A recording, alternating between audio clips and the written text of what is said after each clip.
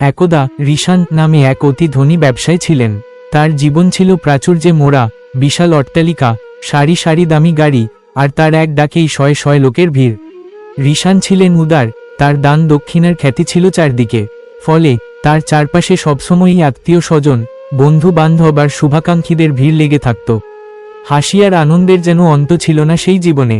রিশানের স্ত্রী আলিয়া ছিলেন শান্ত ও বিচক্ষণ। এত প্রাচুর্যের মধ্যেও তিনি স্বামীকে প্রায়ই বলতেন, দেখো, এই ধন সম্পদ চিরদিনের নয়। এই হাসিমুখের ভিড়ও হয়তো ঐশ্বর্যের আলোয় আলোকিত। আসল মানুষ চেনা যায় অন্ধকারে। রিশান হাসতেন, স্ত্রীর কথাকে হয়তো খানিকটা বাড়াবাড়ি বলেই মনে করতেন। রিশানের পরিবারে ছিল তার 2 ভাই, 2 বোন, আর অসংখ্য খালাতো মামাতো ভাই বোন। তার ব্যবসার অংশীদার, কর্মচারী আর নিত্যদিনের বন্ধু মিলিয়ে বিশাল এক গোষ্ঠী ছিল তার জীবনের অংশ। সবাই রিশানের প্রশংসায় পঞ্চমুখ, তার আতিথেয়তায় মুগ্ধ। কেউ কোনো বিপদে পড়লে রিশান মুক্তহস্তে সাহায্য করতেন, ফলে তার প্রতি সবার আনুগত্য ছিল প্রশ্নাতীত। ভাগ্যের নির্মম পরিহাস, কিন্তু জীবন সবসময় এক হাতে চলে না। একটি আন্তর্জাতিক আর্থিক মন্দা এবং রিশানের ব্যবসায়িক অংশীদারের বিশ্বাসঘাতকতার ফলে রিশানের জীবনে নেমে এলো এক ঘোর দুর্দিন। একের পর এক লোকসান হতে থাকল, ব্যবসার ভিত নড়ে গেল। দেখতে দেখতে কয়েক মাসের মধ্যে রিশানের সব সম্পত্তি, ব্যবসা, গাড়ি বাড়ি হাতছাড়া হয়ে গেল। বিলাসবহুল জীবন ছেড়ে তাকে স্ত্রী আলিয়াকে নিয়ে এক ছোট্ট ভাড়া বাড়িতে আশ্রয় নিতে হলো। ঐশ্বর্যের সূর্য যখন ডুবে গেল, তখন চারপাশের ভিড়ের চিত্রটাও পাল্টে গেল। প্রথমেই মুখ ফেরালো তার তথাকথিত ঘনিষ্ঠ বন্ধু বান্ধব, যারা নিত্যদিন তার বাড়িতে আড্ডা দিত, দামি উপহার নিত। আজ তারা রিশানের ফোন ধরা বন্ধ করে দিল। রাস্তায় দেখা হলে এমনভাবে পাশ কাটিয়ে যেত যেন তাকে চেনেই না। এরপর পালা এলো আত্মীয় স্বজনের। রিশানের বড় ভাই, যার ছেলেকে রিশান নিজের খরচে বিদেশে পড়তে পাঠিয়েছিলেন, তিনি স্পষ্ট জানিয়ে দিলেন, তোমার এই খারাপ সময়ে সাহায্য করার মতো সামর্থ্য আমাদের নেই, এখন নিজেরটা সামলাতে হবে। ছোট বোন, যার বিয়েতে রিশান প্রচুর অর্থ খরচ করেছিলেন, সেও সামান্য অর্থ সাহায্য চাইতে গেলে নানা অজুহাত দেখালো। এমনকি রিশানের সবচেয়ে প্রিয় খালাতো ভাই, যে তার ব্যবসায় গুরুত্বপূর্ণ পদে ছিল, সেও রিশানের দুর্দিনে তার থেকে দূরে সরে গেল, পাছে যদি রিশান কোনো সাহায্য চেয়ে বসেন। রিশানের কর্মচারী এবং ব্যবসার অংশীদার, যারা এতদিন তার দয়ায় জীবিকা নির্বাহ করত, তারাও মুখ ফিরিয়ে নিল। তাদের চোখে ছিল শুধু স্বার্থের হিসেব, কৃতজ্ঞতার চিহ্নমাত্র ছিল না। রিশান বুঝতে পারলেন, এতদিন ধরে তিনি যাদের আপন ভেবেছিলেন, তারা আসলে তার অর্থ আর প্রতিপত্তিরই পূজারী ছিল। অভাবের কালো ছায়া পড়তেই তারা অন্ধকারে মিলিয়ে গেল। রিশান এক গভীর ধাক্কা খেলেন। তিনি হতাশ হলেন, মনে হলো তার পুরো জীবনটাই মিথ্যা সম্পর্কের জালে আবদ্ধ ছিল। এই চরম দুর্দিনে যখন রিশান প্রায় দিশেহারা, তখন 2জন মানুষ দৃঢ়ভাবে তার পাশে দাঁড়ালেন।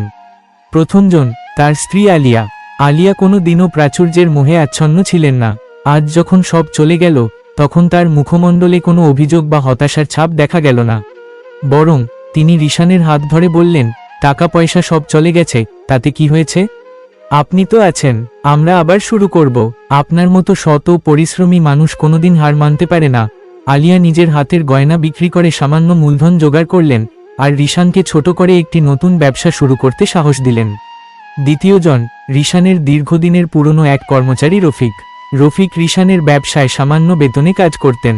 রিশানের দুর্দিনের খবর শুনে রফিক তার ছোট সঞ্চয় নিয়ে রিশানের কাছে এলেন এবং বললেন, স্যার, আপনি আমার বিপদে বহুবার সাহায্য করেছেন। আজ আমার কাছে যা আছে তা সামান্য, কিন্তু আমি আপনার সাথে আছি। আপনি নতুন করে কিছু শুরু করুন, আমি মাইনে ছাড়াই আপনার সাথে কাজ করব। রফিকের এই নিঃস্বার্থ সহযোগিতা রিশানের চোখে জল এনে দিল। আলিয়ার মানসিক সমর্থন আর রফিকের অকুণ্ঠ সাহায্য রিশানকে নতুন করে বাঁচার প্রেরণা যোগাল। তিনি উপলব্ধি করলেন, আলিয়া তাকে ভালোবেসেছেন, তার ঐশ্বর্যকে নয়। রফিক তাকে শ্রদ্ধা করেছে, তার পদমর্যাদাকে নয়। রফিকের সাহায্য নিয়ে রিশান নতুন করে ব্যবসা শুরু করলেন। প্রথম দিকে অনেক কষ্ট করতে হলো, কিন্তু রিশানের সততা আর কঠোর পরিশ্রম ধীরে ধীরে ফল দিতে শুরু করল। কয়েক বছর পর রিশান আবার ব্যবসায়িক সাফল্য পেলেন, তবে এবার তার জীবনযাত্রায় ছিল সংযম। তার অর্থ হলো, কিন্তু অহংকার ছিল না। তার পুরনো বন্ধুরা, আত্মীয় স্বজনরা যখন দেখল রিশান আবার সফল হয়েছেন, তখন তারা আবার তার কাছে ভিড়তে শুরু করল। তারা নানা অজুহাতে ক্ষমা চাইতে এলো, পুরনো দিনের কথা মনে করাতে চাইল। কিন্তু রিশান এবার আর ভুল করলেন না। তিনি হাসি মুখে তাদের আপ্যায়ন করলেন ঠিকই, কিন্তু তার হৃদয়ের দরজা তাদের জন্য আর খুললেন না। তিনি বুঝেছিলেন, বিলাসিতা আর সুখের সময় যে ভিড় করে আসে, তারা কখনোই প্রিয়জন নয়। প্রিয়জন হলো সেই মানুষ যারা জীবনের কঠিনতম মুহূর্তে, যখন সবকিছু অন্ধকার, তখনও হাত ধরে পাশে থাকে, কোনো স্বার্থ ছাড়াই আলো দেখায়। রিশান তার জীবনের সবচেয়ে বড় সত্যটি উপলব্ধি করলেন। অভাব আর দুর্দিন আসলে কষ্টিপাথর, যা ছদ্মবাসী মুখ আর আসল ভালোবাসার মধ্যেকার পার্থক্যটা স্পষ্ট করে দেয়। ঐশ্বর্য মানুষকে শুধু মিথ্যে সম্পর্ক উপহার দেয়, কিন্তু দুর্দিন মানুষকে চেনায় তার আসল প্রিয়জন কারা। রিশান আলিয়া আর রফিকের প্রতি চিরকৃতজ্ঞ রইলেন, কারণ তারা তাকে চিনিয়েছিলেন মানুষের ভেতরের সত্য।